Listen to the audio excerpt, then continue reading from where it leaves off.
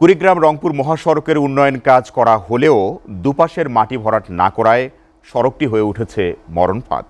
পণ্য বোঝাই ট্রাকসহ বড় কোনো যানবাহনকে সাইড দিতে গিয়ে প্রায়ই ঘটছে প্রাণহানির মতো ঘটনাও। দীর্ঘদিন ধরে চলে আসা এ সমস্যার সমাধান চান ভুক্তভোগী সহ স্থানীয়রা। কুড়িগ্রাম প্রতিনিধি জাহিদুল ইসলাম জাহিদের পাঠানো তথ্য ও ছবিতে ডেস্ক প্রতিবেদন।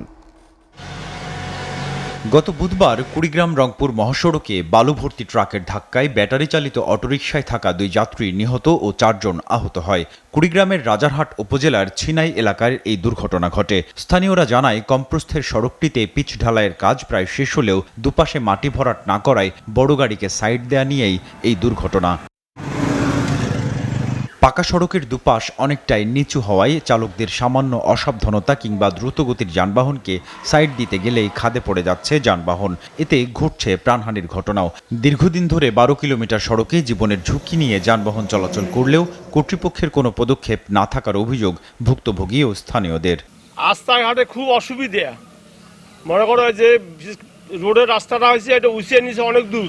এই যে রাস্তার যানবাহনটা আমার এখানে খুব দ্রুত সমাধান করার দরকার এবং এই রাস্তাতে নতুনভাবে সংস্কার করার পরে 1 থেকে 1.5 ফুট উঁচু নিচু এরা করছে, যার ফলে প্রতিদিন মরণঘাতীর মতো সমস্যা হচ্ছে। সোনাহাট স্থলবন্দর সহ জেলার সাথে সারা দেশের যোগাযোগের ব্যস্ততম এই সড়কটির দুপাশে দ্রুত মাটি ভরাটের দাবি তাদের। অপর সাইড থেকে যদি একটা বাস আসে আর পিছন থেকে যদি কেউ সিগন্যাল মারে, আমরা না পারি সাইডে নামতে, কারণ সাইডে ড্রেনের মতো কাঁচা রাস্তা, হ্যান্ডেলে তো কাজ করে না।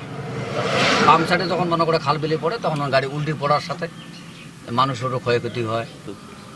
জীবন বাঁচার খাতিরে অটো ধাম করে পড়ে গিয়ে যাত্রী সহ পড়ে যায়। এদিকে জেলা শহরের শাপলা চত্বর থেকে রাজারহাটের চওড়া বাজার পর্যন্ত সড়কটির চলমান নির্মাণ কাজ শেষ হলেই দুপাশে মাটি ভরাটের কথা জানায় সংশ্লিষ্ট দপ্তরের কর্মকর্তারা। সড়ক বিভাগ কুড়িগ্রামের আওতায় আছে। এটিতে একটি ওভারলের কাজ চলমান আছে। এটি বর্তমানে প্রায় 60% কাজ সমাপ্ত হয়েছে। বাকি অংশ আমরা আশা করছি উইদিন এ মান্থ আমরা শেষ করতে পারবো। দুর্ঘটনা রোধে ব্যস্ততম সড়কের দুপাশে দ্রুত মাটি ভরাটের দাবি যানবাহনের চালক সহ স্থানীয়দের। SATV news desk.